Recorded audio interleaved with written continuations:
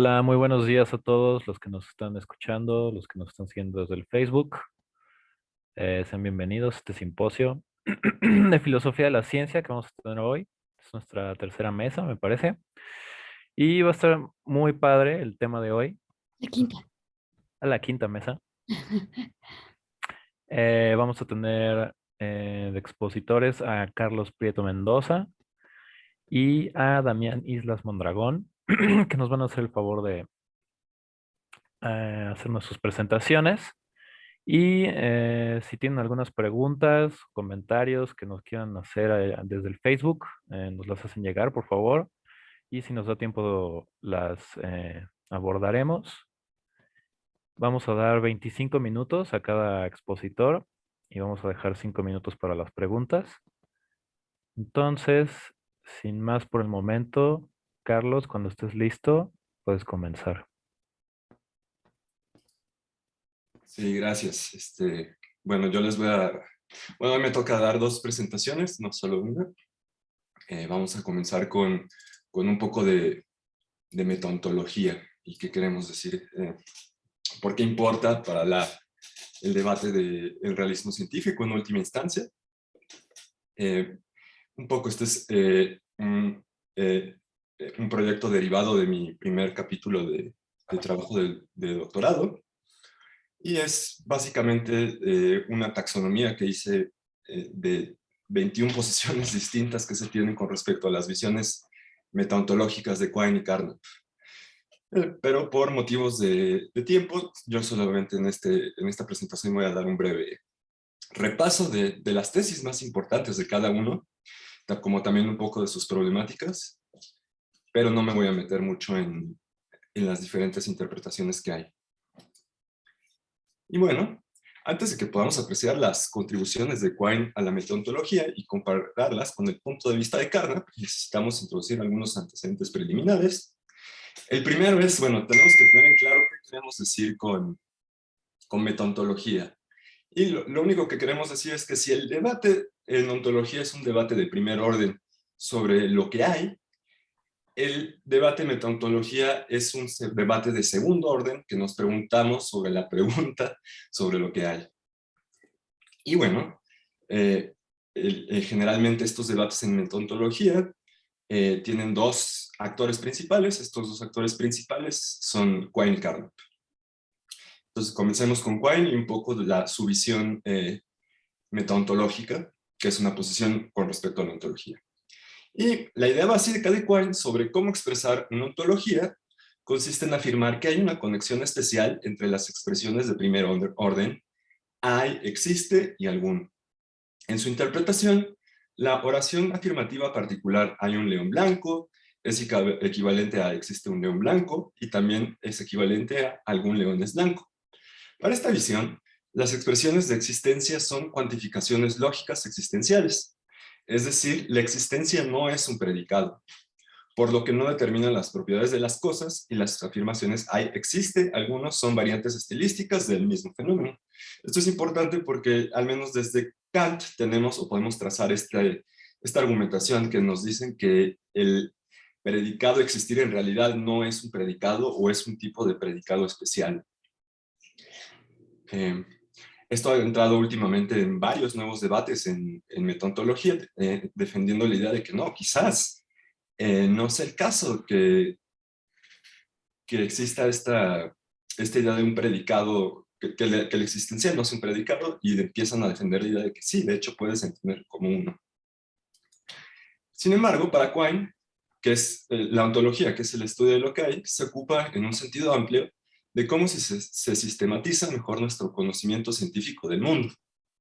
Entonces, aquí es interesante e importante señalar que conocimiento científico tiene una connotación muy distinta a lo que entendemos generalmente en el discurso del lenguaje natural o los discursos coloquiales. En este contexto, más bien toma en cuenta no solo nuestra comprensión de las ciencias duras, por ejemplo, las matemáticas, la física, la química y la biología, sino también de las blandas, por ejemplo, la psicología, la historia, la sociología, la economía. En particular, lo que tomamos como elementos exigidos por tales teorías para ser verdad son aquellos elementos que una teoría dice que hay. Entonces Quine afirma, las entidades de un tipo dado son asumidos por una teoría, sí, solo si algunas de ellas deben contarse entre las variables para que los enunciados afirmados en la teoría sean verdaderos. Según Quine, el conocimiento de nuestro mundo se sistematiza al plasmarla en una forma clara y rigurosa. A este último proceso Quine lo va a llamar regimentación. Y el objetivo de la regimentación consiste en proporcionar una notación canónica que haga transparentes nuestros compromisos ontológicos e ideológicos de una teoría. Entonces, primero, aquí es importante también tener en cuenta que no, como también mencioné un poco la sesión pasada, una teoría aquí simplemente nos estamos refiriendo a cualquier cuerpo de un enunciado de lenguaje natural que sea característico de un rasgo que queramos modelar sobre el mundo.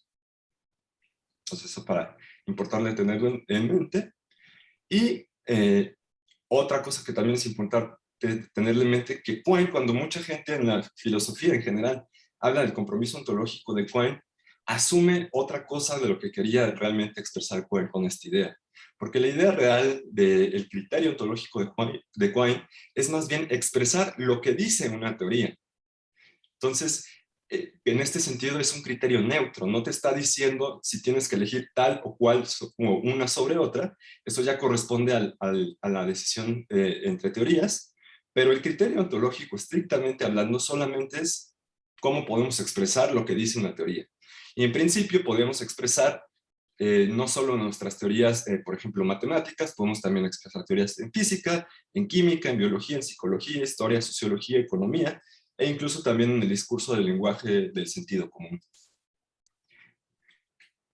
Quine dice lo siguiente sobre las nociones de compromiso ontológico e ideológico. Recuerden que aquí mencioné antes ontológico, pero también ideológico, y también es otro aspecto que se deja mucho de lado y como que se ignora y no, y realmente es importante. Vamos a ver por qué. Y lo que nos va a decir Quine es que dada una teoría, es decir, como les dije, cualquier enunciado representativo sobre alguna parte del mundo, un aspecto filosóficamente interesante sobre el que podemos indagar es su ontología, es decir, qué entidades deben abarcar las variables de la cuantificación para que la teoría sea verdadera. Otro aspecto no menos importante sobre el que podemos indagar es su ideología.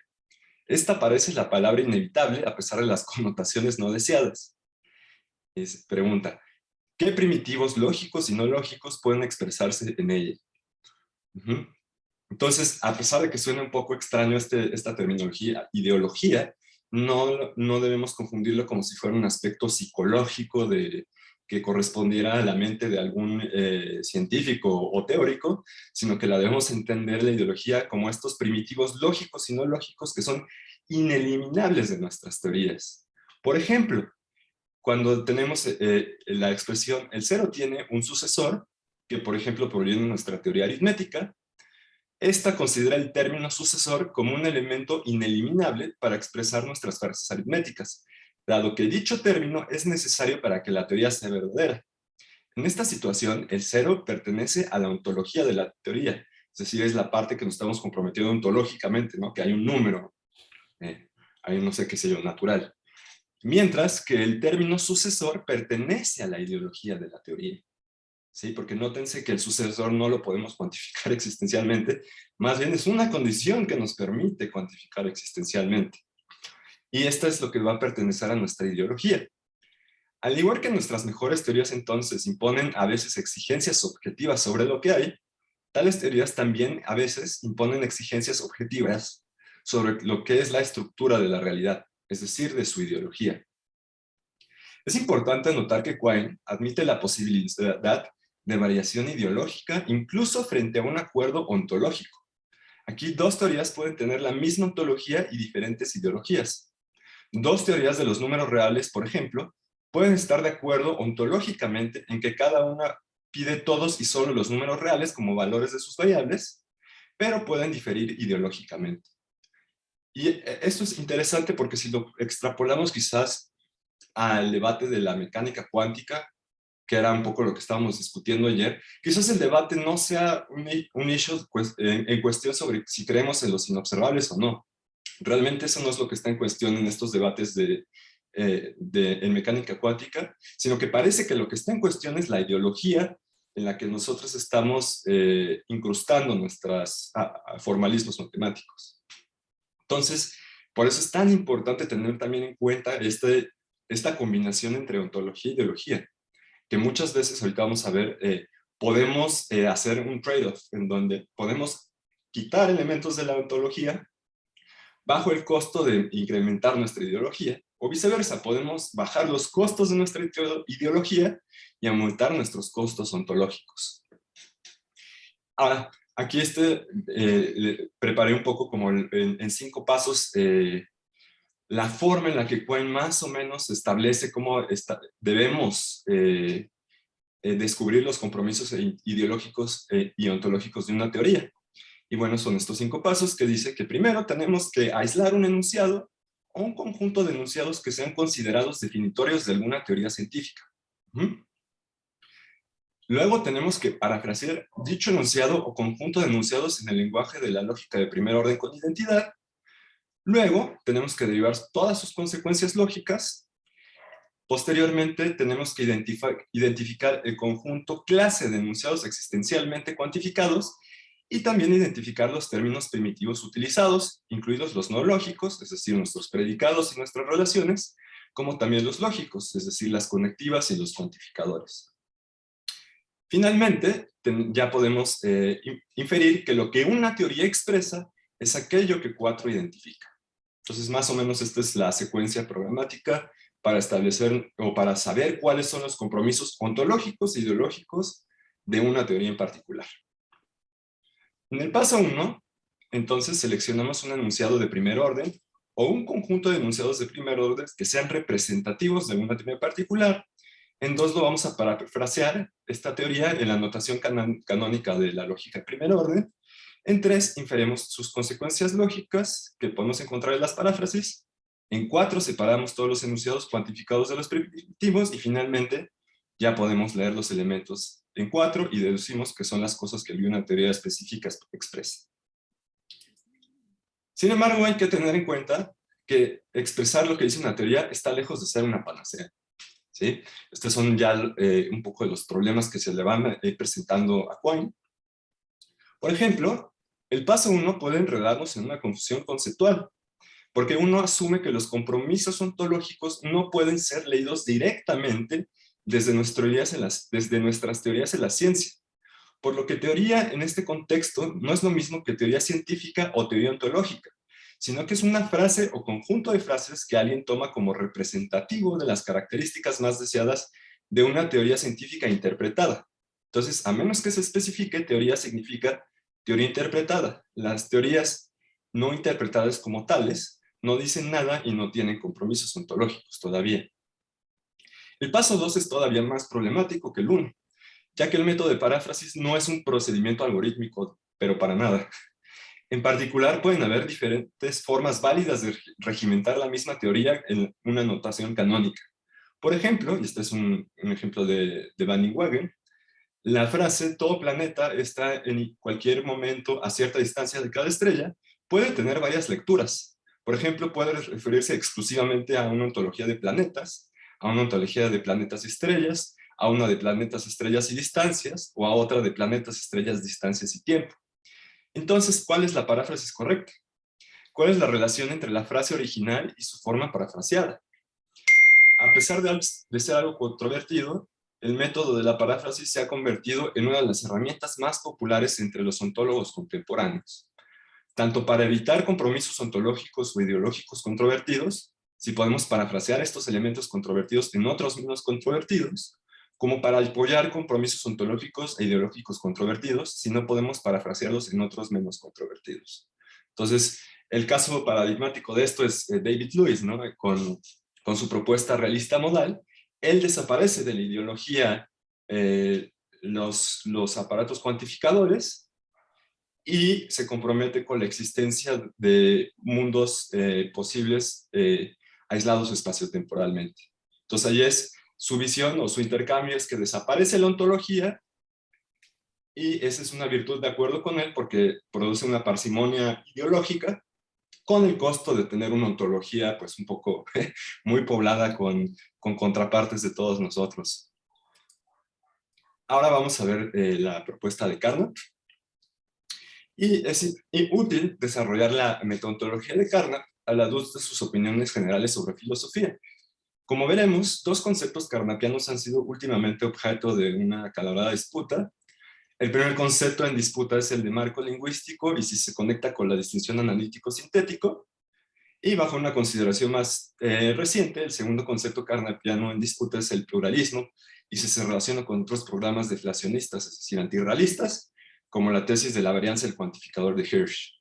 Ahora, nada más nos vamos a concentrar en el primer debate, que es este cuestionamiento que también le hace Quine a Carnap para criticar la idea de preguntas internas y externas, y Quine nos va a argumentarle a Carnap que esa distinción presupone de alguna u otra manera la concepción analítico-sintético. Y como recordamos, esta distinción, según Quine y según muchos otros, al menos ese es el consenso, es por lo menos dudosa. Entonces, para muchos en la literatura contemporánea, esta distinción analítico-sintético fue lo que llevó abajo el proyecto carnapiano de su noción de marco lingüístico y la noción de preguntas internas externas. Es importante señalar desde el principio que la opinión de Carnap sobre la filosofía tradicional era una de escepticismo extremo. Para Carnap debemos abandonar por completo la investigación filosófica tradicional y sustituirlo por la noción de explicación. El método, tomado inicialmente de las matemáticas, sustituye un término vago e inexacto, es decir, el explicandum, por un término más preciso que se llama el explicatum. A esto nos vamos a referir con una explicación de acuerdo con Carnap. Entonces, básicamente, tú tienes algún problema filosófico complejo y lo reconstruyes de tal manera que es más tratable y más manejable. De hecho, aquí un ejemplo de este éxito explicativo lo podemos encontrar en Alan Turing, con la idea de computación en una máquina.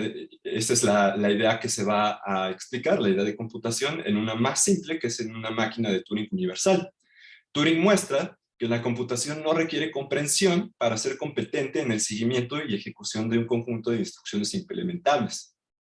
Esta explicación de la computación hacia la máquina universal de Turing abrió la puerta a los computadores no humanos. Entonces, un poco lo que hizo Turing en el dominio de las ciencias de la computación, Carnap lo quiere iterar en general en el proyecto de la filosofía, sustituirlo, y este proyecto lo llama Wissenschaftslogik, es decir, la ciencia de la lógica, y según esta noción, la indagación intelectual consiste en creo que está mal traducido, pero no estoy ya muy seguro, porque realmente esto es un texto original que escribí en inglés, entonces no estoy seguro cómo me lo puso el traductor, si esté correcto, pero bueno. Creo que sería la lógica de la ciencia, más bien. Ya, sí, como que me sonó raro ahorita. Consiste en sustituir el análisis conceptual filosófico por la ingeniería conceptual. Entonces, vean esta transición, ya la labor propia, según Carnap, del filósofo, no es el análisis conceptual, ya en el último Carnap al menos, sino es una noción de hacer ingeniería conceptual. Y lo que dice es que en lugar de preguntarnos cómo son las cosas, debemos preguntarnos cómo queremos que sean, dadas las limitaciones de nuestras mejores herramientas formales y nuestros mejores conocimientos científicos. En contraste con la aplicación de la explicación por parte de Quine a través del naturalismo y el método de la paráfrasis, Carnap introduce la explicación en su proyecto de ingeniería conceptual para disolver, en lugar de resolver o replantear los problemas filosóficos y los compromisos ontológicos tradicionales. Aunque ambos filósofos son revisionistas de la filosofía tradicional y de sus métodos, es sin duda alguna Carnap el más radical. Así, debemos mantener separados el programa naturalista de Quine, que trata de la filosofía tradicional como continua con la ciencia, del programa más radical de reconstruir racionalmente nuestro conocimiento científico del mundo, que era una de las principales preocupaciones de tanto del empirismo lógico como de Carnap. Ahora repasemos cómo la distinción analítico-sintético y el principio de tolerancia ayudaron a desarrollar la metodología de Carnap. Tanto Quine como Carnap están de acuerdo en que la lógica se compone de verdades lógicas y gramaticales. A diferencia de Quine, Carnap, al igual que la mayoría de los empiristas lógicos, sostenía que tales verdades se pueden dividir o subdividir en dos tipos. La primera corresponde a las dichosas verdades analíticas, y básicamente estas verdades son necesarias a priori, pero no son informativas. Por otra parte, las verdades que son sintéticas sí tienen el rasgo de más bien pertenecer a la investigación científica y van a ser contingentes a posteriori e informativas. A diferencia de Quine, que no consideraba que las nociones de lenguaje y teoría pudieran separarse, Carnap sostiene que somos libres de introducir cualquier nuevo tipo de término en un lenguaje o incluso un lenguaje completamente nuevo, siempre que se adapte a nuestros fines prácticos. El hecho de que Carnap concediera tal libertad y flexibilidad en su obra estaba motivado en parte por su compromiso con su proyecto de ingeniería conceptual y principalmente por su principio de tolerancia. Y él dice: no es nuestro negocio establecer prohibiciones, sino llegar a convenciones. En la lógica no hay moral. Cada uno es libre de construir su propia lógica, es decir, su propia forma de lenguaje como quiera. Lo único que se le exige es que, si quiere discutirla, exponga claramente sus métodos y dé reglas sintácticas en lugar de argumentos filosóficos. Por ejemplo, en lo que respecta al debate sobre los fundamentos de las matemáticas, la tolerancia nos invita a adoptar las reglas sintácticas del intuicionismo en algunos contextos y evitar incoherencias con que otras lógicas más fuertes pueden ser vulnerables a cometer. Sin embargo, en otros contextos debería y podría ser al revés, y esto también está bien siempre que tenga sentido pragmático. Nótese así que Carnap no está implicando que todos los marcos sean igualmente buenos en el mismo contexto, aunque obviamente no se sigue ninguna contradicción si esto fuera el caso. Él solo está diciendo que si alguien desea construir su explicación, debe exponer sus métodos claramente. En particular, solo cuando elegimos un lenguaje específico y no antes, es cuando analítico y sintético y contradictorio cobran sentido dentro de un marco de un lenguaje artificial específico. En contra de algunas interpretaciones estándar, Carnap siempre fue cuidadoso al señalar que los sentidos de analítico, sintético y contradictorio en los que él estaba interesado no eran equivalentes a sus homólogos del lenguaje natural. Por el contrario, él estaba especialmente interesado en lenguajes artificiales específicos en los que pudiera establecer directrices claras sobre cómo utilizar tales conceptos. Y bueno, aquí les pongo la caracterización formal de cómo lo define: analítico, sintético y contradictorio. Y básicamente la idea es que estos elementos solo cobran un sentido una vez que pertenecen a un lenguaje particular.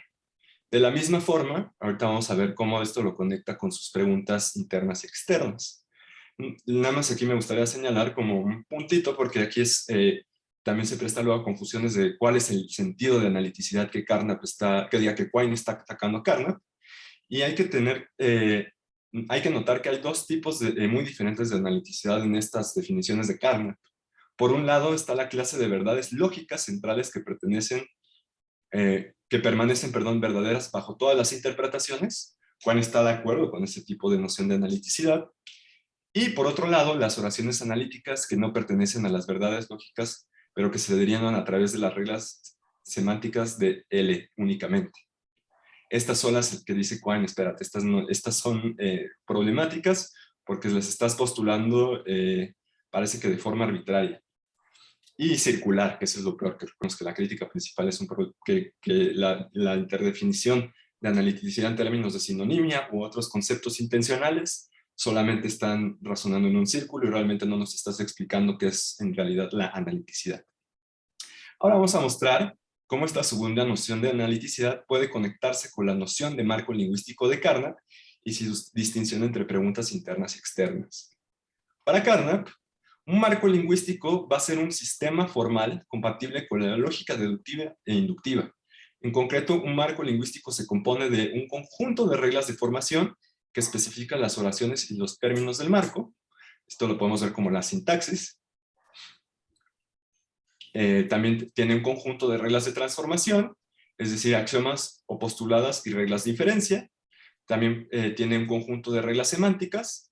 Esta parte es importante porque este conjunto de reglas semánticas es aquí es donde van a meter todas las nociones de analiticidad. También tiene un conjunto de reglas inductivas. Desde el punto de vista entonces, tradicional, un marco lingüístico se asemeja a una jerarquía factual convencional de afirmaciones o cadenas de signos que son sometidas a ciertas reglas de entrega de significado. Entonces tú metes un lenguaje dentro de toda esta maquinaria y entonces tú ya vas a poder estipular qué le corresponde al marco lingüístico, porque esto equivale a un marco lingüístico. Va Carlos, Carlos, se está yendo. a corresponder a las preguntas externas. Te cortaste un poco, Carlos. No sé si Se quieras. cortó tu. A ver, ¿ya regresé? Sí. Perfecto. Sí, es tu marco Mm, lingüístico. Una vez que ya lo tienes construido y puedes Se corta, Carlos. pertenecer a cualquiera de estas reglas, entonces tú vas a hablar que esas son las preguntas internas. Todas las que no correspondan a nada de aquí, pues por definición van a ser preguntas externas. Entonces, es importante notar que esta interpretación tradicional de marco lingüístico sí requiere de la distinción analítico-sintético. Recuerden que esta parte de las reglas semánticas ya la está presuponiendo. En esta lectura, la implementación de un marco lingüístico depende de tal partición en tres, es decir, necesitamos introducir un conjunto de reglas semánticas que especifiquen el conjunto de oraciones que son analíticas y sintéticas consideradas en nuestro marco lingüístico. En particular, en esta lectura siempre tenemos la analiticidad incrustada en un marco lingüístico, incluso si nuestro marco lingüístico es puramente empírico. Algunos de sus oraciones seguirán perteneciendo entonces a nuestros postulados de significado analíticos. Es decir, su verdad puede establecerse basándose únicamente en las reglas semánticas del marco lingüístico, sin ninguna referencia a hechos extralingüísticos. Esto es importante porque entonces podemos notar que a pesar de que tengas un marco lingüístico que esté hablando exclusivamente del mundo, es decir, del aparato de puro enunciado sintético, de todas formas tienes que presuponer un aparato de regla semántica que a su vez incrusta enunciados analíticos que son estos llamados postulados de significado. Por lo tanto, según la lectura tradicional de Carnap integra la noción de marco lingüístico en la distinción analítico-sintético. Dicho esto, entonces, ¿cómo se relaciona esta lectura con su distinción entre preguntas internas y externas? ya vamos terminando, ¿verdad, Carlos? Porque se nos termina el tiempo. Sí, me quedan 3 diapositivas. Está Damián. Sí, aquí está. Entonces sí. Sí, sí, aquí estoy. Ah, perfecto. Es que sí, voy a tener entonces que saltar estas últimas y solamente hablar de, pues ya de la conclusión. Creo que nada más aclarar un poco qué es eso, esta distinción de preguntas internas y externas, y yo creo que con eso acabamos. Y bueno, a través de la distinción interna y externa, Carnap pretende mostrar que las preguntas como las hechas dentro del debate del realismo científico están mal formadas desde el núcleo, pues la distinción explicita en qué sentido se confunden las preguntas generales externas. Es decir, no se sitúan como preguntas de existencia completa de un fenómeno dado, sino como preguntas de etiqueta sobre la clase o tipo de fenómeno analizado. Carnap está casado con el punto de vista tractariano de que cuando un predicado alcanza cierto nivel de generalidad, tal predicado, el Allwörter, desempeña un papel funcional distinto. Por ejemplo, mientras que los predicados generales ¿Quién? Se fue otra vez. es roca, es dorado y es 4, los predicados universales crea un dominio particular de investigación. Por ejemplo, es una cosa, es un color y es un número. Tales Allwörter, que son analíticos por diseño, coinciden con la distinción interna-externa de Carnap. Son afirmaciones sobre una palabra en contraposición a afirmaciones sobre el mundo.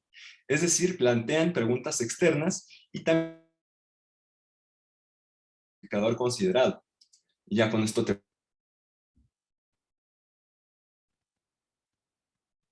interno y externo mediante la distinción. Híjole, te estás cortando muchísimo, Carlos. Y Carlos, no se te Que oye. surgen dentro de un marco lingüístico, ya que su conformidad Hola, creo que ni nos escucha. exclusivamente de las ¿O reglas sí? especificadas No, es que Carlos no escucha bien. Carlos, que constituye su uso. En cambio, cuando formulamos preguntas externas universales como ¿existen realmente las cosas? ¿Existen realmente los colores? ¿Existen realmente los números? Lo único que hacemos al plantear estas preguntas es mencionar los términos cosas, colores y números, pero observemos que no las estamos utilizando a pesar de las apariencias superficiales. Y bueno, en lugar de eliminar tales preguntas externas de su metontología, Carnap las rediseña Otra Sí, vez, Carlos. de etiqueta pragmática. Y en este sentido, las vuelve deflacionistas respecto a la elección de una teoría sobre otra. Y este es el contraste que quería llegar, porque para Quine la selección de teoría una sobre otra es una interpretación realista, mientras que la interpretación pragmática de Carnap es una interpretación antirrealista, justamente dado que se pudiera implementar esta distinción entre preguntas internas y externas. Y pues muchas gracias, ya no Ok. veo más tiempo de los demás. Sí, Gracias. ya. ¿Sí me escuchas, Carlos? Hola. Sí, sí, sí, ¿Sí perdón, me oyes? gracias. Ah, ok. Muchas gracias por la presentación. Si hay alguna duda, a ver si hay algo del Facebook, ahí nos lo escriben, por favor. Y no sé si alguien ahorita tenga alguna duda. Tenemos poquito tiempo, pero podemos responder a lo mejor una pregunta. Si alguien tiene algún comentario, ¿no? Pues creo que no hay dudas. A ver, yo tengo una. Sí. Venga. Aunque conozco muy bien el trabajo, es la primera vez o sea, que intuitivamente yo siempre he sentido que el problema de analiticidad que menciona Quine es un problema que está confundiendo dos niveles. Uno es cómo defino un término que puede ser sinónimo del otro, porque es una definición, y en ese sentido está bien. Y el otro es la definición misma de analiticidad, que creo que ahí, digamos, la crítica que está haciendo Quine, como yo la entiendo, Ujú. es a la definición de analiticidad, Liticidad. ajá, y no a cómo uso sinónimos o sea, ¿qué es Mm. un cuaderno? Un objeto donde escribes, que tiene hojas, etcétera. O sea, donde yo defino mi término en términos técnicos o si estoy criticando la noción misma de analiticidad. Sí, creo que bueno, para empezar y para ser justos, Quine, conforme fue envejeciendo, le fue aflojando un poco a este criterio anti-analítico por completo. Y esto tiene mucho que ver por quizá un prejuicio que él tenía, y quizá no, porque es importante ahí señalarlo, entre las entidades extensionales y las entidades intencionales. ¿Tú te acuerdas que las entidades extensionales tienen esta virtud de que pueden ser sustituidos los elementos de un lado o del otro y conservamos o salvamos el valor de verdad, ¿no? Eso no pasa con las entidades intencionales. El problema es que la noción de analiticidad es una entidad intencional. Y no solo eso. Hijos, se En volvió a... términos de otra entidad intencional, es decir, por ejemplo, con sinonimia, pues la sinonimia también es otra entidad intencional. Y un poco la crítica de Quine no es tanto decir, no, es que no existe la noción de analiticidad. Él único que está diciendo es que no encuentra una formulación con la que él pueda estar satisfecho para poderla utilizar en su maquinaria de pensamiento. Yo nunca he estado muy de acuerdo con él, pero bueno. Ok. Bueno, muchas gracias. Pues ahora sí, Damián, nos va a hacer el favor de presentarnos sobre el realismo estructural epistémico y el realismo estructural óntico. Damián, tienes 25 minutos y vamos a Muy dejar bien. otros 5 minutos para preguntas. Entonces, cuando estés listo, adelante.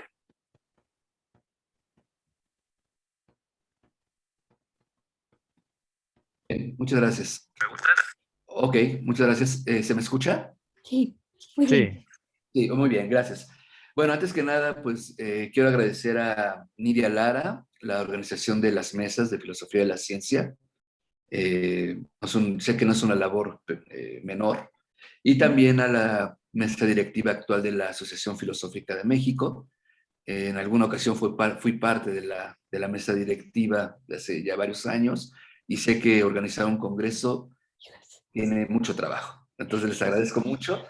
Y también agradecerle a Carlos, con quien parto la mesa, y a Javier, que va a moderar. Muchas gracias a ambos también. Entonces, bueno, pues comienzo mi plática. El título es Convergencia entre el realismo estructural epistémico y el realismo estructural óntico. El objetivo es indagar si es posible explicar el poder predictivo de las teorías científicas exitosas a través del cambio teórico, sin recurrir a sus ontologías sustantivas, las cuales a menudo, como sabemos, no son preservadas por las teorías sucesoras. Entonces, este es el problema del cambio teórico, que se preserva y que se desecha, digamos, ¿no? Mi hipótesis es que desde un punto de vista metodológico, es imposible para ciertas teorías como la de Fresnel explicar el poder predictivo de las teorías científicas exitosas sin apelar a sus ontologías sustantivas. Esa es la hipótesis. Y para desarrollar esta idea, argumentaré que conocer las relaciones entre entidades y mecanismos no observados es metodológicamente idéntico a afirmar que tales entidades y mecanismos de hecho existen, estableciendo así una convergencia estructural, que es lo que voy a intentar, entre el llamado realismo estructural epistémico y el realismo estructural óntico. Bueno, entonces, algunos realistas sostienen que los científicos pueden tener creencias suficientemente justificadas que incluso pueden ser verdaderas o al menos aproximadamente verdaderas, con respecto a porciones del mundo natural que estudian las teorías científicas. Entre estas, incluidas las creencias sobre entidades que pertenecen a los reinos no observados, es decir, entidades teóricas, y quizá entidades inobservables, pero al menos inobservadas en algún momento determinado. ¿Cuáles son ejemplos de estas entidades? Pues algunas partículas subatómicas, ¿no?, que postula la física, electrones, neutrinos, etcétera, ¿no? O el núcleo de la Tierra, por ejemplo, ¿no?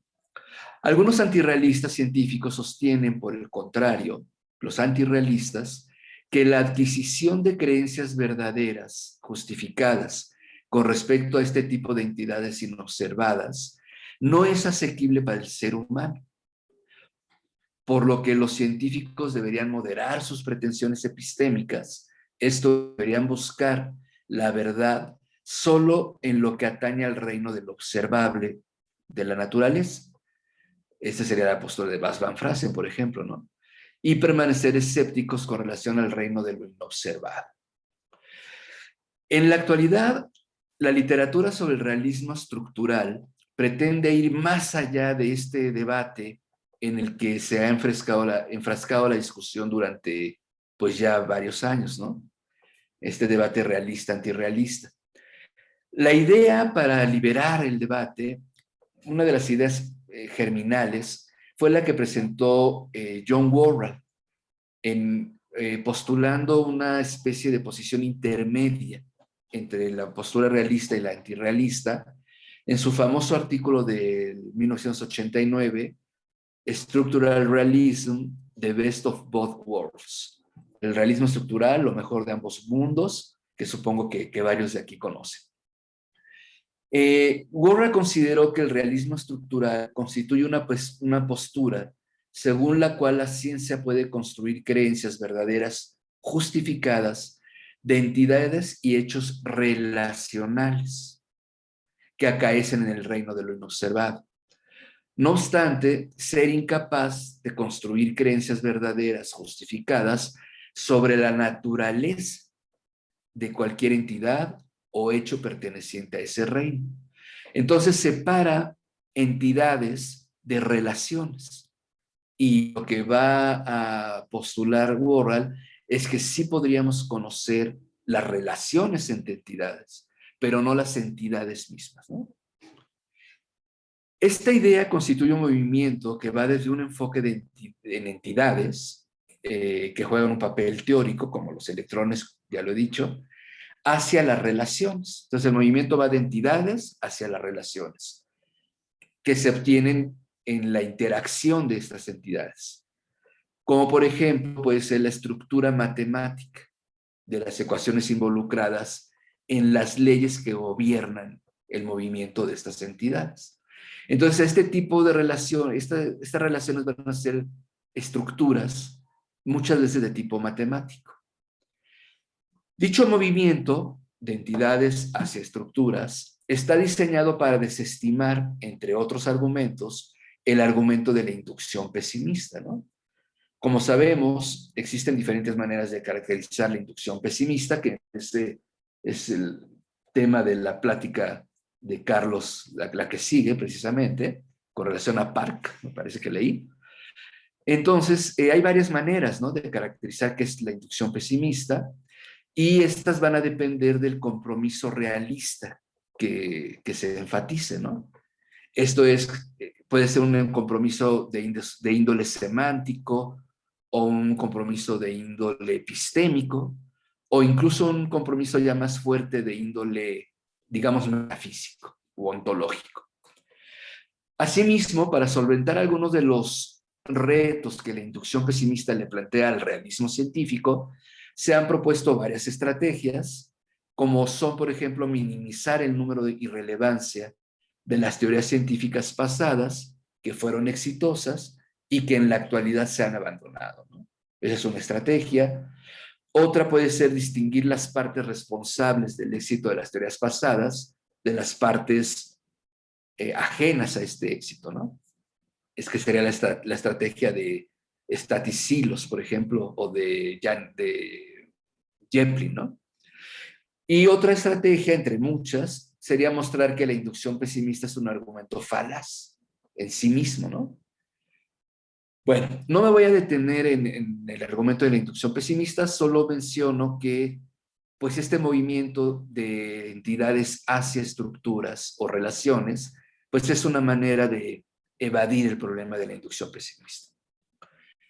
Los defensores del realismo estructural argumentan que durante el cambio teórico, la continuidad estructural, esta estructura, es algo evidente, incluso en los llamados cambios revolucionarios, con relación al tipo de entidades teóricas aceptables. Por ello, es posible sostener la idea de que podemos tener algún tipo de conocimiento del reino de lo inobservado, es decir, un conocimiento de estructuras, o un conocimiento sobre las relaciones de las entidades que habitan tal reino, ¿no? Lo que implicaría que podríamos conservar al menos un aspecto del realismo científico, a saber, la estructura subyacente del mundo natural. Y esta sería la que se conservaría durante el cambio teórico. No obstante, el realismo estructural simultáneamente se aleja del realismo científico tradicional en la medida en que permanece escéptico acerca de la naturaleza u ontología de las entidades que se relacionan, ¿no? Como ya mencioné, conservando un componente importante de la postura antirrealista, porque el antirrealismo, ese es uno de sus argumentos. Podemos quizá emitir enunciados verdaderos o aproximadamente verdaderos, pero de entidades observables, no de entidades inobservables, ¿no? Es por lo anterior que el realismo estructural se ha considerado una postura ecléctica, digamos, ¿no? Uno de los autores que ha desarrollado varios argumentos en diferentes artículos acerca del realismo estructural, pues es precisamente James Ladyman, en varios artículos, como en su artículo del 98, What is Structural Realism, o el artículo del 2007, Everything Must Go, Metaphysics Naturalized, o su artículo del 2013, Scientific Metaphysics, o más recientemente en 2016, The Foundation of Structuralism and Metaphysics of Relations, y ya recientemente, en 2019, pues su artículo en la Stanford Encyclopedia of Philosophy, Structural Realism, ¿no? Entonces, un autor que ha trabajado mucho este tema, y de aquí en adelante voy a concentrarme un poco en sus argumentos. Ladyman distinguió, para empezar, dos posibles versiones del realismo estructural: el llamado realismo estructural epistémico y el realismo estructural óntico. En el realismo estructural epistémico se preservaría la postura escéptica con respecto a la naturaleza de las entidades inobservadas. pero se afirmaría la posibilidad de conocer las relaciones que se obtienen entre estas entidades. En cambio, el realismo estructural óntico afirmaría que nuestro conocimiento del reino de lo inobservado es tan completo como podríamos desear. Entonces, de alguna manera, sostienen que sí podemos conocer hasta cierto límite la naturaleza de estas entidades. Esto es, en otras palabras, que lo único que conocemos en realidad son las relaciones, porque a este nivel subatómico, eso es lo único que podemos, a lo que podemos acceder, digamos, ontológicamente hablando, no epistémicamente hablando. Entonces, en este punto, yo planteo la pregunta de qué sentido tiene permanecer escéptico sobre la existencia de los relata, o sea, las entidades inobservadas, mientras se afirma el conocimiento de las relaciones entre tales entidades. Esta es mi pregunta, que eje de esta plática, ¿no? ¿Qué sentido tiene permanecer escéptico, ¿no? Entonces, algunas de las respuestas a esta interrogante han sido formuladas a partir de distintas versiones del realismo estructural óntico, las cuales convergen en afirmar una postura eliminativista, que sostiene que cuando se trata de entidades inobservadas al interior de la física fundamental, las relaciones existen, pero las entidades, digamos, aunque existen, lo único que podemos saber de ellas son sus relaciones, ¿no? En términos epistémicos del realismo estructural epistémico, se afirmaría que un aspecto significativo del reino de lo inobservado debe permanecer permanentemente invisible, de ahí el escepticismo, ¿no?, a nuestro conocimiento. En particular, la naturaleza intrínseca de estas entidades, a la que hacen referencia términos teóricos de estas teorías exitosas que se preservan durante el cambio teórico. Muy bien, entonces ahora voy a plantear el problema. Uno de los problemas que enfrenta el realismo estructural epistémico es su capacidad para explicar satisfactoriamente el éxito empírico de ciertas teorías físicas como la de Agustín Fresnel, sin apelar a la naturaleza intrínseca de las entidades inobservadas. Al parecer, el poder de una teoría para hacer predicciones precisas y exitosas deriva de sus axiomas y leyes centrales, con respecto al espectro entero de entidades y mecanismos observados e inobservados que postula la teoría, y no solo del tipo de relaciones estructurales expresadas en ecuaciones matemáticas.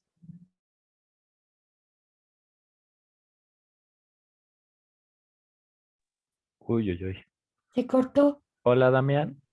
Entonces, este sería el problema, digamos, ¿no? cortó, se Te cortó, cortaste, Se cortó un poquito, ¿verdad? Sí, se te cortó el perdón. cortaste, problema, sí. se cortó Sí, el se problema. cortó.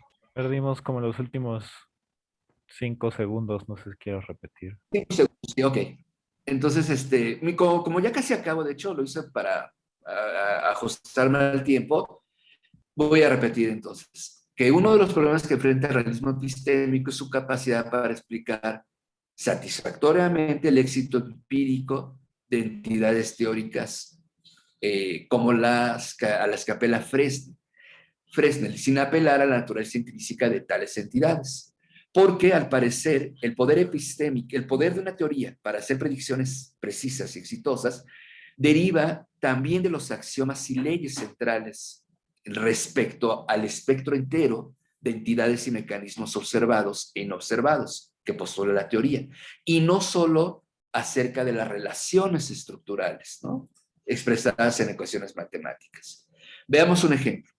Las predicciones proporcionadas por la teoría de la luz de Fresnel dependen de dos hipótesis sustantivas, a saber, el éter luminífero de moléculas es el rotador de las ondas de luz, y que la amplitud de las ondas de luz es una función de la velocidad del desplazamiento de las moléculas del éter. Ambas hipótesis se fundamentan en el principio de conservación de la energía. Si esto es así, estas hipótesis ontológicas sustantivas sobre la naturaleza de la luz, a las que postula Fresnel, son esenciales para explicar la capacidad predictiva de la teoría. Notemos que este ejemplo representa el desafío específico que aquí deseo plantear al realismo estructural epistémico, a saber, cuestionar su capacidad para explicar el poder predictivo de ciertas teorías empíricamente exitosas sin recurrir a las ontologías sustantivas, ¿no? Una posible respuesta al realismo estructural epistémico a este desafío implicaría argumentar que las afirmaciones que las teorías científicas maduras hacen en torno a las relaciones estructurales de las entidades inobservadas que postulan explican satisfactoriamente el éxito de la capacidad predictiva de tales teorías. En este punto recordemos que el realismo estructural epistémico es una postura escéptica con respecto a la naturaleza de las entidades inobservadas. No obstante, afirmar la posibilidad de conocer relaciones, ¿no? Sin embargo, el realismo estructural óntico afirma que lo único que conocemos y que nos es dado conocer son tales relaciones, porque a ese nivel subatómico, las relaciones marcan nuestros límites cognitivos. De manera que el realismo estructural epistémico afirma la posibilidad epistémica de lo relata, mientras que el realismo estructural óntico afirma su posibilidad ontológica. En resumen, el realismo estructural epistémico solo afirma que si hay algo más allá, es imposible conocerlo. Mientras que el realismo estructural óntico afirmaría que no hay nada más allá. Esa es la diferencia, ¿no? No hay nada más allá de lo relato. Claramente, y con esto termino, no es lo mismo negar la existencia de una realidad más fundamental, más allá de lo relata, que ser escéptico al respecto de poder acceder epistémicamente a dicha realidad. La primera postula niega la existencia de dicha realidad. La segunda solo niega la posibilidad de conocer dicha realidad. Sin embargo, mi punto es que si conozco la relación entre A y B, es porque supongo que A y B de hecho existen. Puedo no saber cómo existen. Incluso puedo dudar, ser escéptico, como el realista epistémico, con relación a que pueda algún día conocer A o B. No obstante, al afirmar, como lo hace el realismo óntico, que se puede conocer las relaciones entre A y B, entonces los defensores de esta postura deben aceptar que A y B de hecho existen para poder establecer cualquier tipo de relación estructural o no entre ambos, ¿no?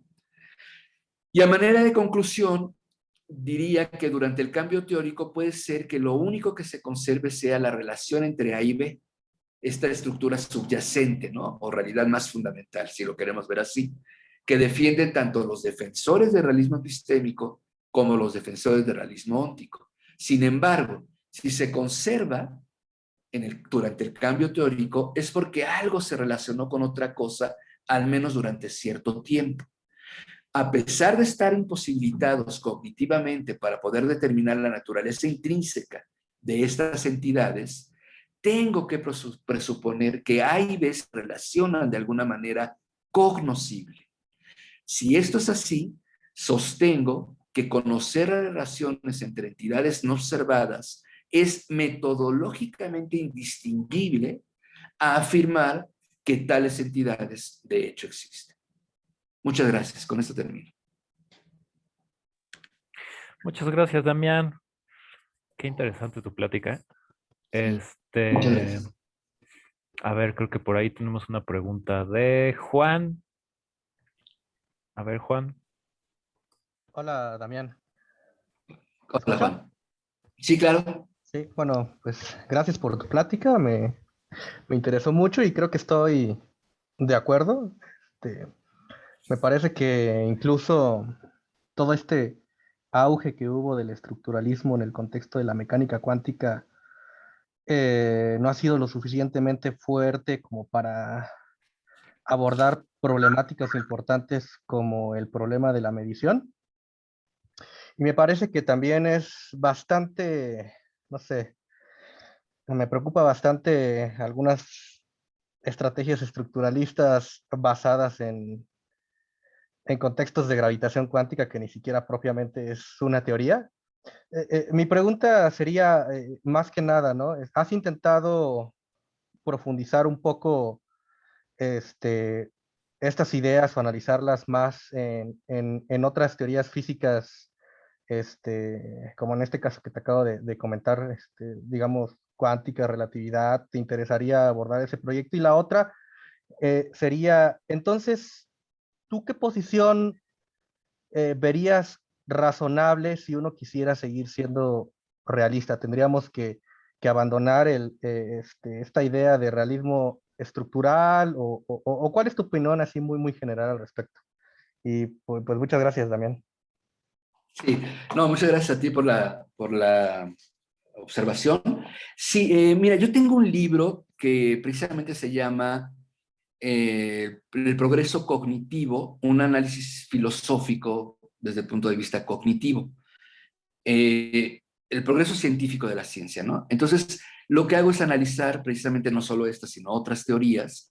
Lo publiqué en 2015, ya tiene tiempo.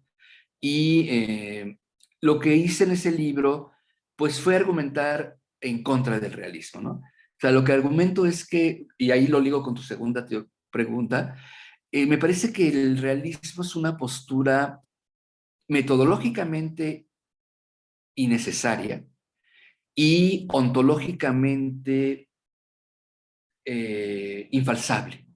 Ese es el problema. O sea, postular una entidad y el acceso, digamos, independientemente de nuestro acceso epistémico, me parece que es una metafísica rebasada, que no nos deja nada, que nada nos complica el entendimiento de las funciones sustanciales que debe tener una teoría científica, y pues se mete en terrenos ontológicos que no pueden, desde mi punto de vista, deslindarse de un acercamiento cognoscitivo, ¿no? Entonces, sí, yo soy, digamos, declaradamente antirrealista, y entonces me parece que ya en relación al realismo estructural, pues postular estructuras y relaciones matemáticas, pues puede ser interesante si es que no es trivial, ¿no? Porque ciertamente toda teoría científica, pues debería, y seguramente lo es, puede expresarse en términos matemáticos simples, una buena teoría, digamos, ¿no? Entonces, que esas relaciones o esas estructuras matemáticas se conserven, pues es algo necesario, porque es un instrumento teórico con el que todas las teorías todas las teorías requieren el instrumental matemático. Entonces no nos dice mucho. Tendríamos que ver exactamente qué estructura matemática esencial a la teoría es la que se preserva. Y esa sería como mi crítica al realismo estructural que vierto en este libro. Entonces, pues eso sería lo que tendría que comentar. Pues muchas gracias, Damián. Muchas gracias a ti, Juan. Gracias.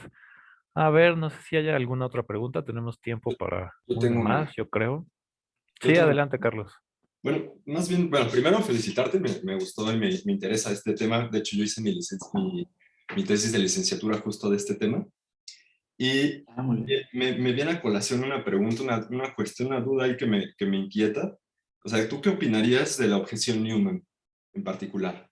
Porque ves que esta objeción Newman, en teoría, supuestamente solamente le afecta al realista estructural epistémico, pero al menos gente como Ladyman trata de defender, no, mira, como mi visión es desde la visión semántica, yo me puedo rescatar del problema de la trivialidad que me dice la objeción Newman.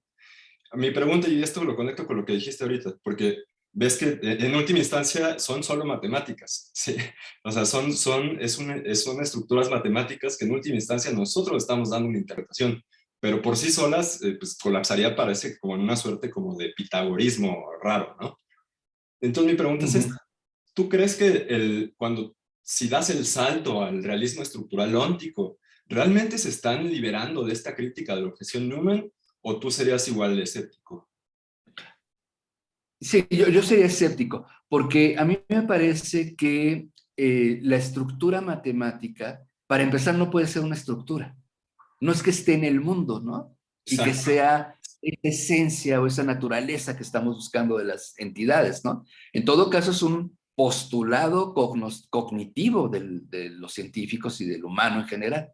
Entonces, a mí me parece que ya hay una contradicción al llamar estructura matemática, ¿no? Ahora, ciertamente lo que se pretende con esta noción es señalar que hay algo que se conserva, ¿no? Por eso se le llama estructura, ¿no? O sea, se cae el edificio, se mantiene la estructura. Sí, pero vuelvo a lo que dije hace ratito, pues pareciera trivial si es que es una matemática básica, porque pues sí, no podemos, aunque se tumbe una teoría, que se derrumbe, pues obviamente la vamos a reconstruir con instrumentos matemáticos, con saber matemático. Pero eso es trivial, porque toda teoría participa de la matemática y como toda teoría participa de la medición. Entonces, vuelvo a señalar, exactamente qué entenderíamos como una estructura esencial a las entidades, ¿no? Y la pregunta sería si esa estructura, pues digamos, participa de la naturaleza de las entidades, y si es así, ¿cómo es que participaría de la naturaleza? Porque si no, sí estaríamos cayendo en un pitagorismo, como tú lo dices, ¿no? Entonces, sí, estoy de acuerdo, yo sería escéptico en relación a, me parece que el realismo óntico no libra el problema. Pues muchas gracias. Y No, muchas gracias, me Carlos. borró el cassette, pero te iba a preguntar otra cosa. Pero sí, estoy completamente de acuerdo. Creo que estamos más en la misma línea. Pues, Muy bien, ok. Muchas gracias, Carlos. Si quieres seguir preguntando, Carlos, creo que todavía hay un poco de ¿sí? tiempo, ¿eh? Bueno, Sí. ay, es que se me fue ahorita. Te juro que la tenía en la punta de la lengua y se me salió ahorita otra vez. Pero bueno, igual si a alguien más ahorita se le ocurre alguna otra pregunta, adelante, ¿eh? Pueden quitarme el tiempo porque no hay garantía de que me vuelva a acordar. A ver, Nidia creo que tiene algo. A ver, Nidia, estás en silencio. ¿Nidia? Perdón, Bueno, ah, mantener Dale, Adelante. Sí, sí. una, eso no, o sea, tú nos criticándote a ti, nada más es una pregunta de ignorancia. Pero para decir que se mantiene una estructura, por ejemplo, ayer estábamos comentando con cuántica justamente que tú puedes tener una misma teoría con dos estructuras matemáticas diferentes. ¿Cómo contestaría un, un estructuralista esta, esta, o sea, que tú puedas tener dos estructuras matemáticas diferentes para explicar supuestamente las mismas entidades? Pues qué buena observación. Pues me parece que precisamente esto socaría al realismo ontológico, estructural, ¿no? Porque no se conservaría no necesariamente se tiene que preservar la misma estructura. Puede haber una estructura alterna que sirva para explicar el éxito de una misma teoría. Entonces aquí tendríamos el problema de la conmensurabilidad, ¿no? ¿Cómo podemos comparar pues dos teorías, dos explicaciones estructurales distintas sobre una misma teoría? Claro, Entonces, pues ese sería un reto, digamos, para el realismo ontológico, ¿no? Porque seguramente el realismo ontológico diría, es difícil pensar que la naturaleza de las entidades últimas, pues es de naturaleza matemática, pero de distinta naturaleza matemática. Tendría que ser una necesariamente, y parece ser que ese no es el caso. Entonces, sí, ese es un reto precisamente para el realismo estructural óntico también. Qué bueno que lo señalas, Lidia. gracias. Muchas gracias. sí, yo otra vez ya me acordé. Y es que ya sé por qué en la punta de la lengua, porque como se titula no es tu proyecto, esta idea de hacer de alguna forma una convergencia entre ambas posturas, ¿no? De realismo óntico, bueno, realismo estructural óntico, realismo estructural epistémico, ya fue intentada, no sé si estés familiarizado con la literatura de Luciano Floridi. Él justamente, él trata de integrar tanto a las dos versiones de estructuralistas. Entonces no sé si por ahí también podrías tú como seguir la línea y al contrario a Floridi, pues ponerle un alto, ¿no? al estructuralismo. Sí. Sí, digamos que mi aportación es señalar que en todo caso sería metodológica, ¿no?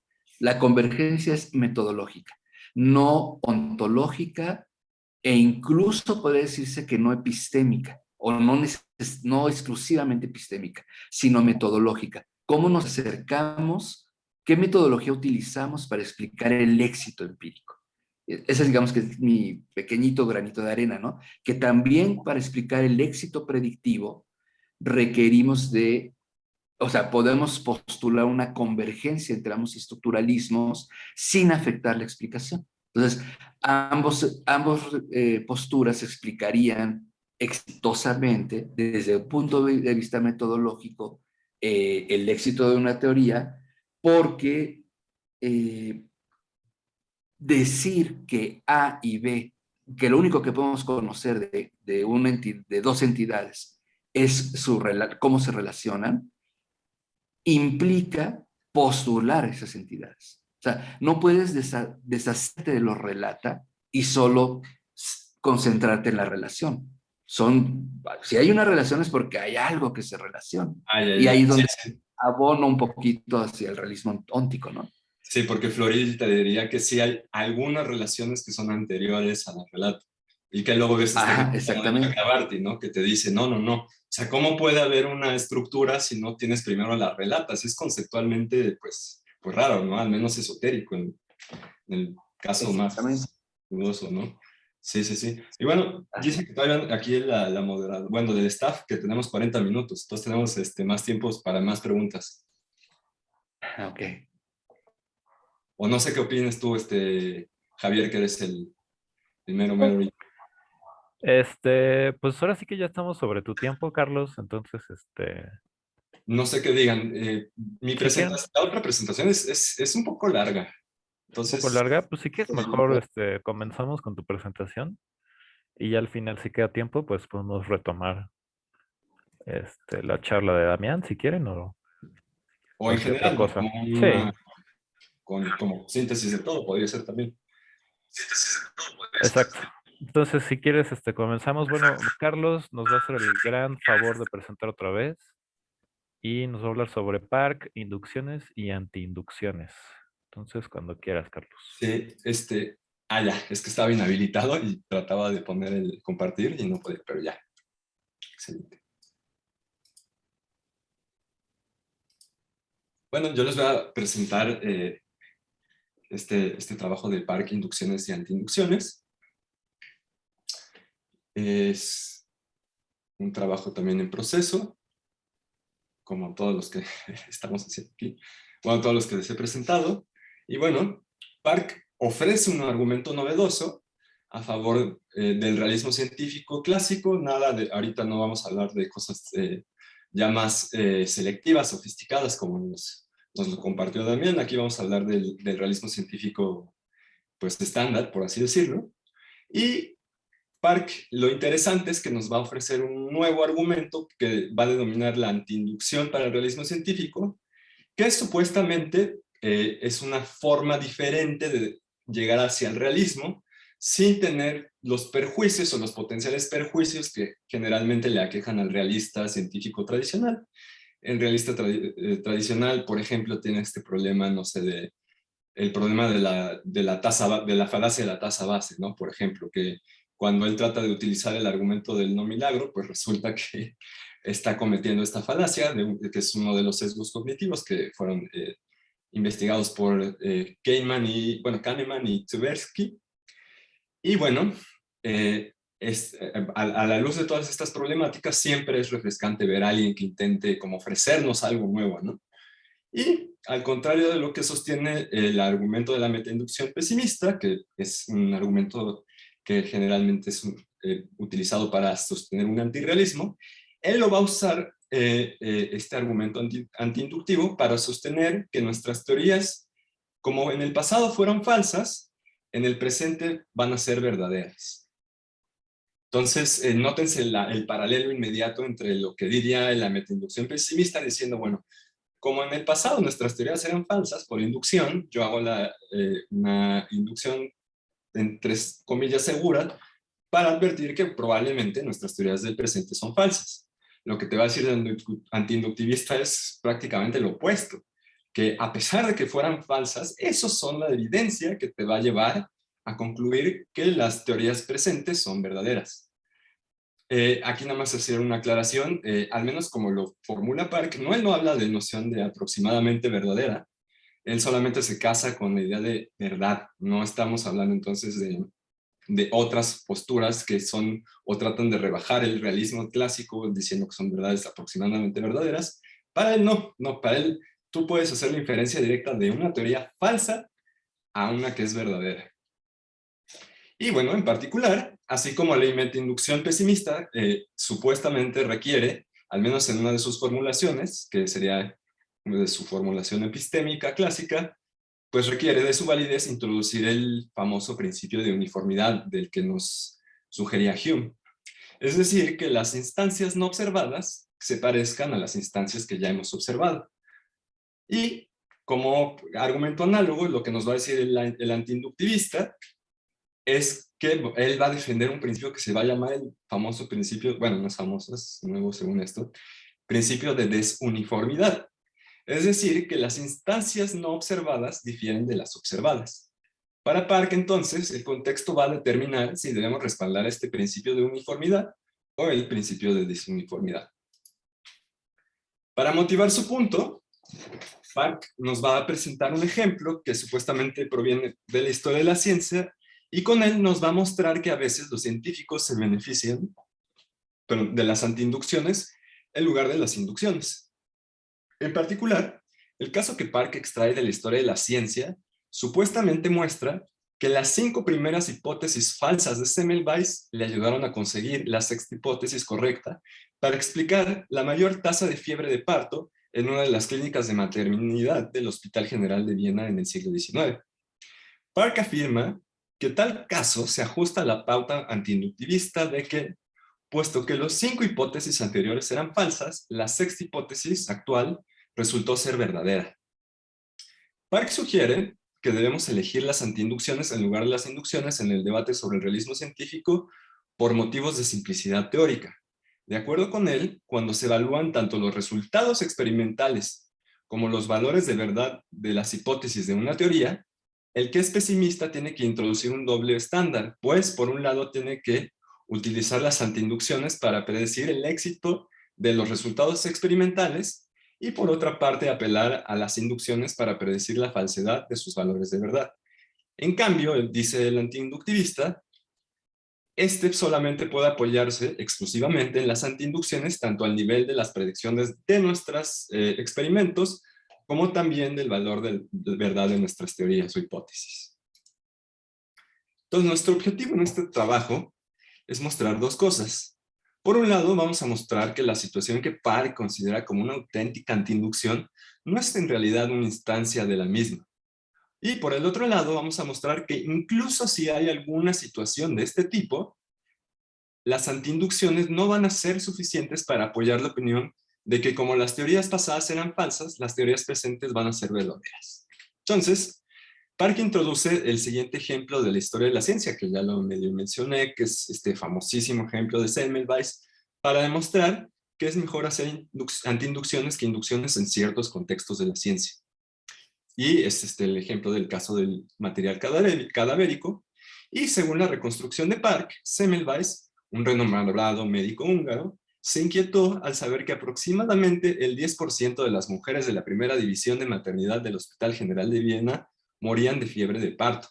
En comparación, solo el 2% moría de la misma enfermedad en la segunda división de maternidad de la misma institución. Semmelweis propuso 6 hipótesis diferentes para explicar el fenómeno de fiebre de parto. Las 5 primeras hipótesis fueron consideradas inicialmente y descartadas. Estas son: la primera fue postular como hipótesis que los miasmas del entorno causaban esta supuesta fiebre puerperal. La segunda hipótesis fue que la primera división estaba más poblada que la otra en comparación.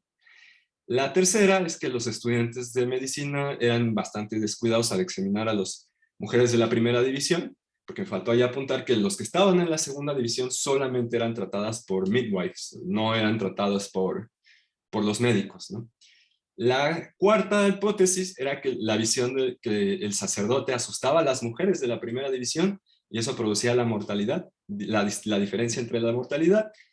La quinta hipótesis fue que la postura de las mujeres al dar luz era diferente en las 2 divisiones, es decir, la posición de parto creo que A eso se está refiriendo. Y lo importante es que nos dice el antiinductivista que las 5 hipótesis anteriores falsas ayudaron a conseguir la sexta hipótesis correcta. Es decir, F, y que dice que un material cadavérico o algo muy similar en las manos de los estudiantes de medicina causó la mayor tasa de mortalidad en la primera división de maternidad. Para ello, entonces, Park concluye que tal caso se ajusta al patrón antiinductivista, de que puesto que las primeras 5 hipótesis fueron falsas, la sexta hipótesis iba a ser verdadera. Por lo tanto, afirma que tal caso es una auténtica antiinducción. Además, Park nos invita a imaginar una situación hipotética en la que los pesimistas y antiinductivistas estuvieran a punto de predecir el resultado de la sexta hipótesis. Park afirma que los pesimistas y los antiinductivistas habrían hecho predicciones opuestas sobre el resultado de la sexta hipótesis. Para Park, el pesimista habría recomendado abandonar tales empresas, pues habría predicho que la sexta hipótesis también sería falsa. Al fin y al cabo, el pesimista pensaría que solo se producirían más fracasos si lo no observado se parece a lo observado. Es decir, en última instancia, como es pesimista, está asumiendo el principio de uniformidad y el pasado, más bien el presente, se tiene que asemejar al pasado. En cambio, el antiinductivista habría recomendado continuar con dicha empresa. Recordemos que él estaría operando no con el principio de uniformidad, sino con el principio de desuniformidad, y habría predicho que la sexta hipótesis fuera verdadera.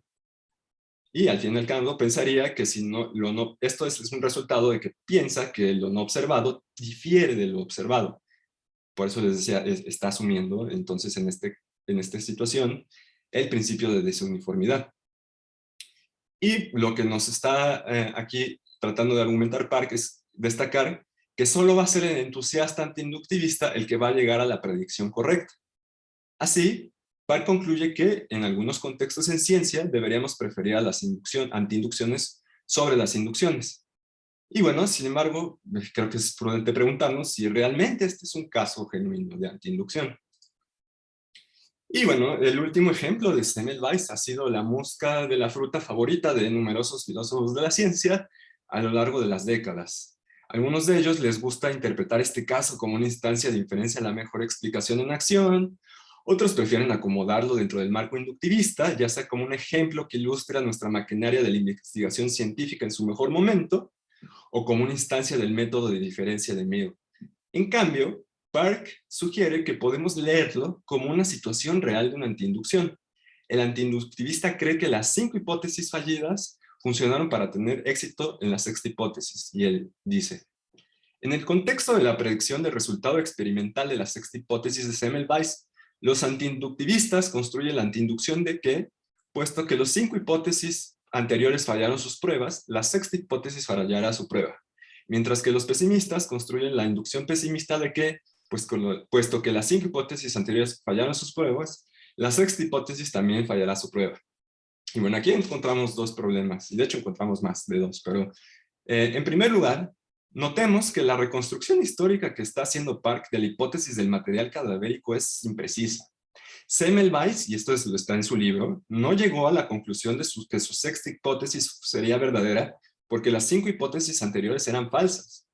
Según el propio informe de Semmelweis, su importante intuición se produjo cuando su colega, Jakob Kolečka, se pinchó el dedo con un cuchillo utilizado en una autopsia y desarrolló los mismos síntomas que las mujeres murieron dentro de la primera clínica.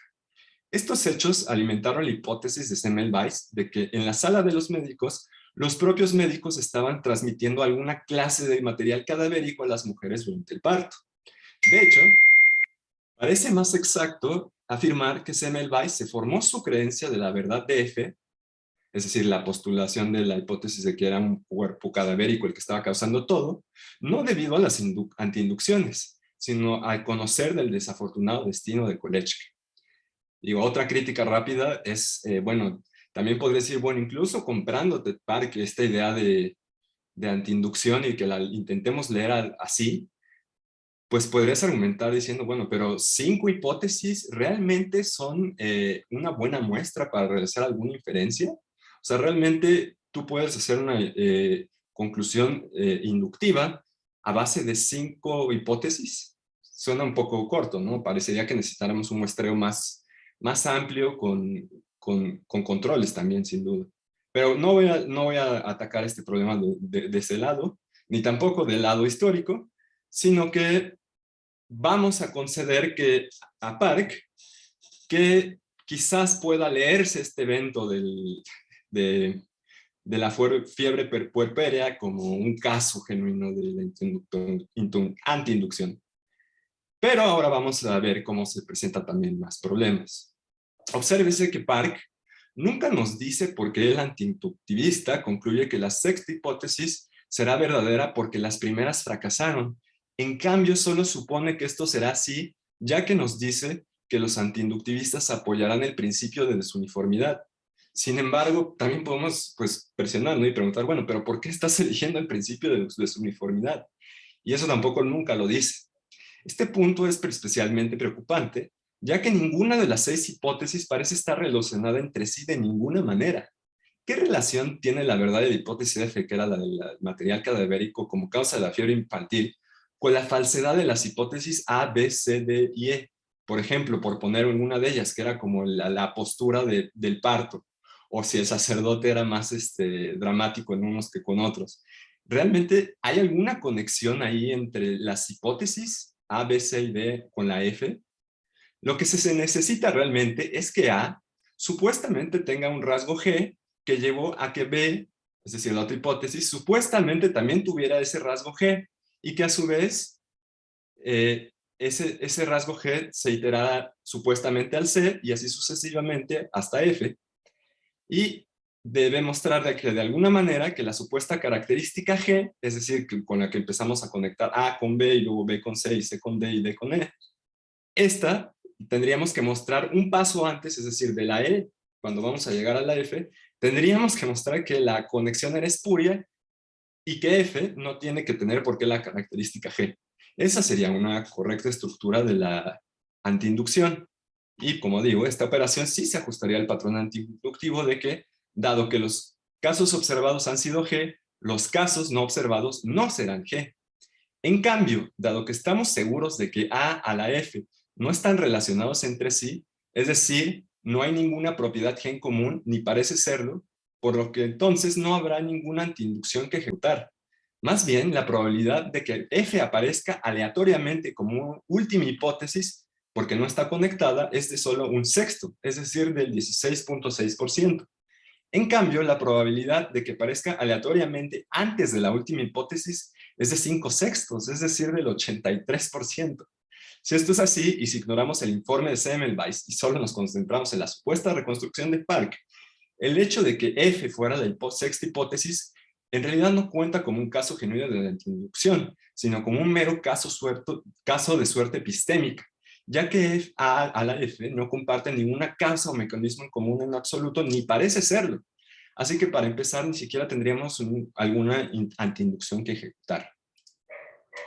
Y bueno, el antiinductivista Park, muy molesto, podría replicar diciendo, bueno, ahora incluso si este último ejemplo que yo te di en realidad no es una situación real de antiinducción, eso en sí mismo pues no me socava para que pueda yo defender la racionalidad de las antiinducciones, ni me impide encontrar otros ejemplos de antiinducciones reales en la ciencia.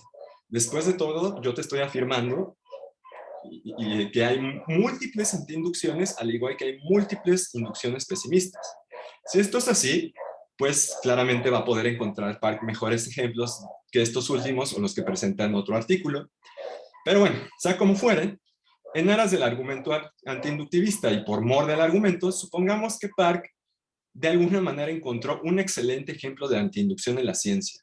Y en consecuencia, creo que es prudente preguntarnos si podemos entonces aplicar este argumento inductivista y concluir que, puesto que las teorías pasadas eran falsas, las teorías presentes son verdaderas. Y pues vamos a ver por qué no. Para mostrar que el argumento antiinductivista es defectuoso, necesitamos desarrollar el tipo de características que el argumento antiinductivista comparte con una versión del argumento de la metainducción pesimista. Recordemos que aquí también ya nos había dicho también que hay al menos como 4 o 5 formulaciones diferentes. Aquí yo me estoy basando en la que sería la contraparte de la que defenderá Park, que sería una metainducción pesimista tradicional. Es decir, la que recurre al principio de inducción, de uniformidad y todo esto. Recordemos que Park reconstruye en paralelo la metainducción pesimista y el antiinductivista como argumentos no deductivos que se apoyan respectivamente en el principio de uniformidad y en el principio de desuniformidad. Aunque no negamos este punto, es esencial destacar que tanto la metainducción pesimista como la antiinductivista comparten otros matices que debemos comprender o tener presentes por lo menos.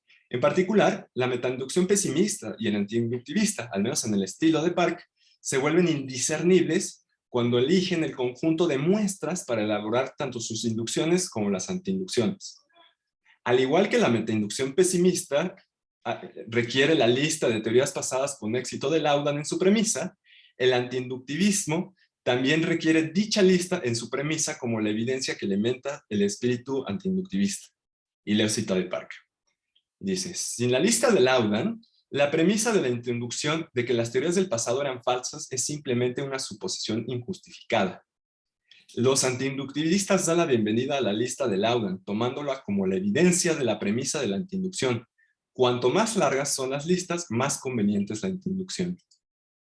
En consecuencia, al igual que la metainducción pesimista utiliza típicamente esta lista de Laudan como su conjunto de muestras para construir la inducción, pues el antiinductivista también va a utilizar esa misma lista de Laudan para construir su autoinducción ahora.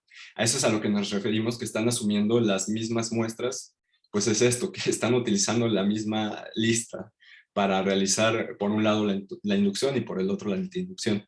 Así, nótese que si un punto de vista es problemático para establecer muestras inadecuadas, entonces el otro también lo será y por las mismas razones.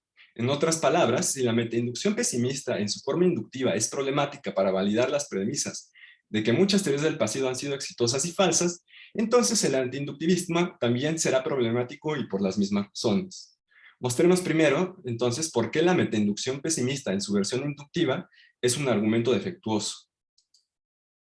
Y bueno, aquí me baso en Gottfried Smith, y él nos recuerda que debemos recordar que nuestras prácticas inductivas, especialmente las de la ciencia, las podemos dividir en dos clases diferentes. Por un lado tenemos las inducciones de la forma, ¿cuántas F son G? Y estas las vamos a llamar inducciones 1.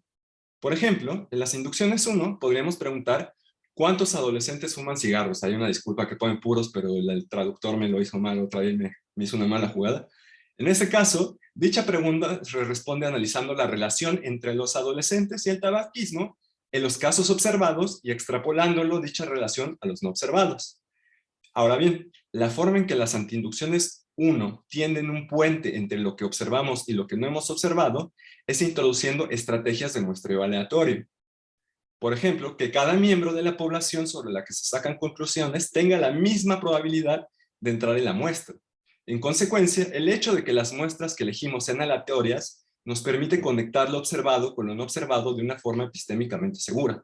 En concreto, nos proporciona un modelo estadístico que nos informa de cómo se distribuyen las muestras en relación con las propiedades o atributos de la población que estamos muestreando. Por otro lado, tenemos también la clase de inducciones 2. En este caso, nuestras prácticas inductivas en sus versiones más puras no pueden ser muestreadas al azar.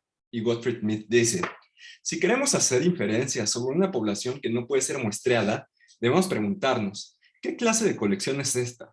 ¿Son estos objetos de un origen común? ¿Tienen una estructura común? ¿Qué relación causal es probable entre las propiedades que proyectamos desde y las propiedades que proyectamos hacia? A diferencia de las inducciones 1, que se basan en este muestreo aleatorio que les mencioné, las inducciones 2 buscan estructuras y tipos causales. En la práctica, y siempre que seleccionamos el caso adecuado, una o dos instancias de F siendo G son suficientes para aprender que hay una conexión relevante entre F y G. Según Gottfried Smith, Reagan dijo una vez que has visto una secuoya, las has visto todas. En la misma línea, este segundo estilo de patrón inductivo se basa en la identificación de los denominadores comunes implicados en un fenómeno concreto, de forma que podamos unir lo observado con lo no observado al comprender la conexión relevante entre F y G. Te quedan 5 minutos, Carlos.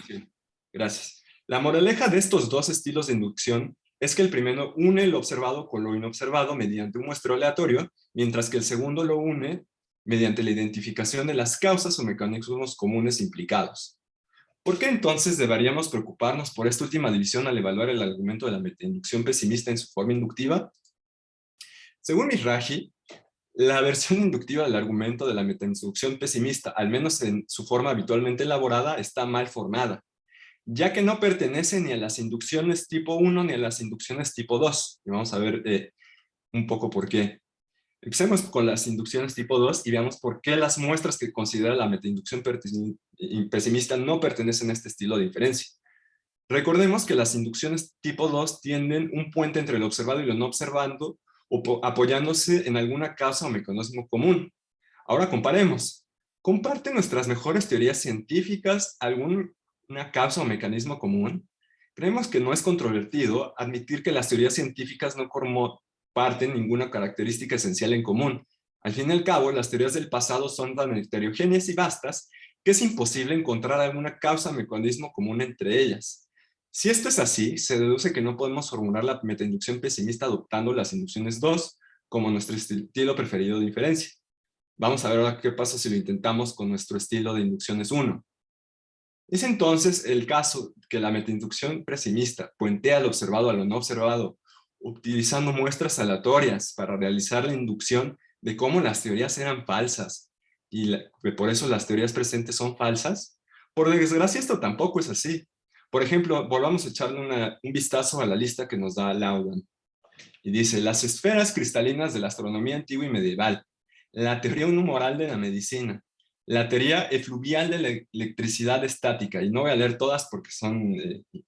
pero vean que lo que importa es que a todas luces, esta muestra, que típicamente es probatoria para la metainducción pesimista, es bastante mala. O sea, para empezar, la cantidad de muestras consideradas es demasiado pequeña como para ser un punto interesante en absoluto. Así, la muestra del lado no es representativa. Recordemos que cuantos más fallos, más probabilidades de que haya más fallos, y cuanto menos fallos, menos probabilidades de que haya más fallos. Desgraciadamente, hay que tener en cuenta que dicha lista, como diría aquí mi querida Nidia, está cuchareada, ya que está específicamente sesgada hacia las teorías del pasado remoto y no tanto hacia las teorías del pasado reciente para construir la metainducción pesimista. Al estar sesgada, está claro que dicha lista no es en absoluto aleatoria. Por último, si las muestras de la metainducción pesimista no son aleatorias, se deduce también que tampoco las inducciones tipo 1 nos pueden proporcionar el puente del observado a lo no observado en el caso de la metainducción pesimista. Y por cuestiones de tiempo que ya no da, es básicamente decir lo mismo, justamente aplica al argumento de Park de las antiinducciones. De la misma manera que tratamos nosotros de hacer las contrapartes de antiinducción 1 y antiinducción 2, vemos que no corresponden o no pueden implementarse para que podamos hacer la inferencia utilizando la lista de Laudan de que las teorías del pasado fueron falsas para concluir con el antiinductivista que ahora son verdaderas. Entonces, básicamente es un argumento en paralelo, que si para uno es problemático, como en el caso de la metainducción pesimista, pues también va a ser problemático para Park y su propuesta antiinductivista. Y pues eso es un poco la idea. Y terminemos nada más ahora con una observación. Y es que el argumento de la antiinducción no es más sencillo que la metainducción pesimista, ni más preferible que el argumento de no milagro, dado que el argumento de la antiinducción requiere inducciones y antiinducciones para predecir el éxito y la verdad de nuestras ideas científicas actuales. También se deduce que no puede ser más simple que la metainducción pesimista. Además, puesto que la antiinducción es defectuosa, se deduce que no puede ser preferible a la metainducción pesimista, ya que, para empezar, no hay nada que comparar con la metainducción pesimista, puesto que no hay ningún argumento implementable desde la antiinducción. Por lo tanto, el antiinductivismo tampoco es preferible al argumento de no milagro. Como se ve, pues, el argumento antiinductivista no es una alternativa más amable en ninguno de los dos frentes diferentes que sugiere el antiinductivista. Y bueno, ahí concluyo con una cosa muy rara que dice, entonces, ¿todavía quieres un realista científico? Bueno, al menos ahora sabes cómo no ser. Y pues, muchas gracias. Ok, muchas gracias, Carlos. Estuvo muy interesante tu plática otra vez. Y vámonos con preguntas. Por ahí Dale, dale. Damián tiene algo que comentar. A ver, Damián. Sí, yo tendría una, si se puede. Sí, claro, adelante. Ah, ok, muchas gracias. Gracias, Carlos. Me gustó tu participación. Mira, apenas en el 2019 publiqué un artículo en Colombia que se llama El realismo científico y la inducción pesimista, un debate abierto. La revista se llama Revista de Filosofía UIS. Si quieres, ahí te la puedo pasar después. Si te Y lo pasas por el chat, estaría bien. contra un momento... Ajá, o pásame tu correo, luego nos ponemos de acuerdo. ¿Ja? Y desarrollé un argumento en contra del argumento de Mizrahi, precisamente. Porque, bueno, ¿qué dice el argumento de Mizrahi? Que la lista de teorías de Laudan es parcial, es deficientemente aleatoria, que es poco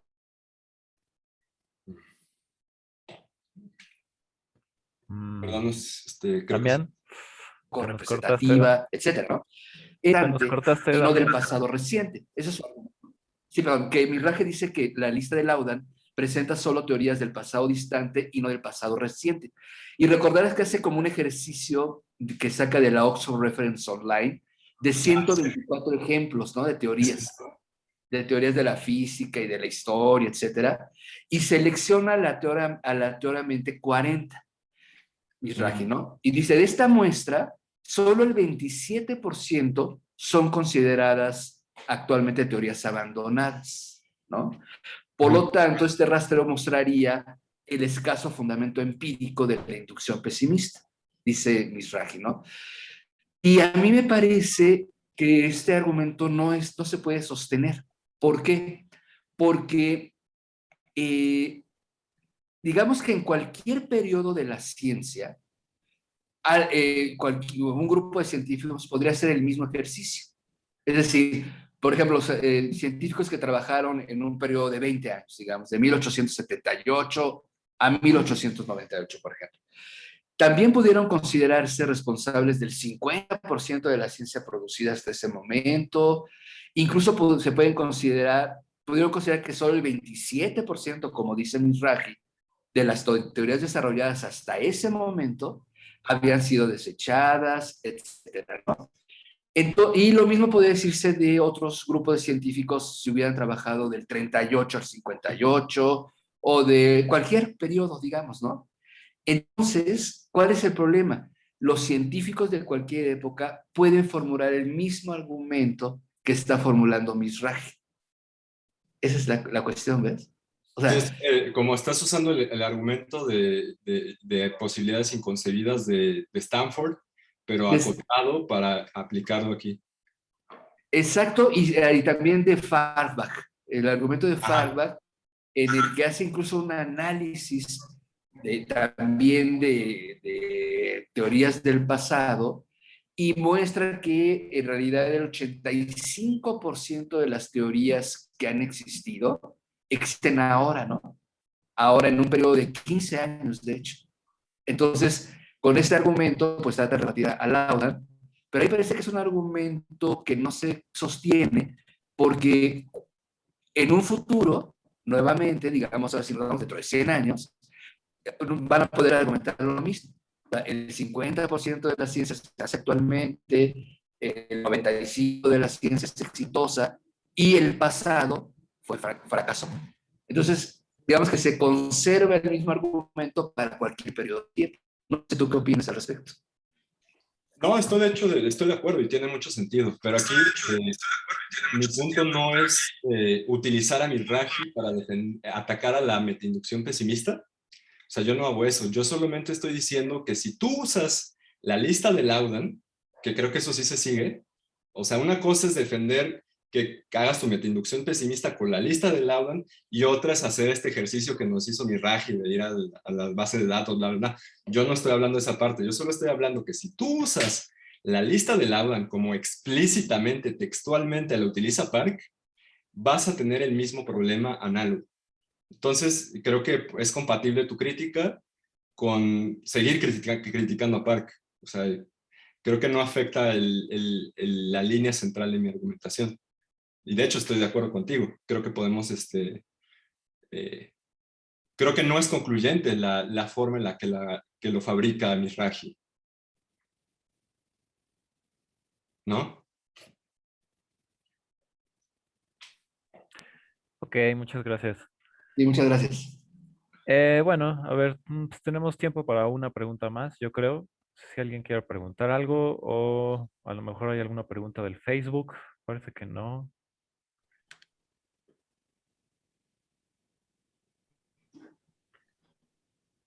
Parece que no. Bueno, está bien. Pues entonces vamos a dar conclusión a esta mesa de filosofía de la ciencia. Le agradezco a los dos ponentes, a Damián y especialmente a Carlos. Muchísimas gracias que nos hizo el gran favor de presentar 2 veces en esta mesa.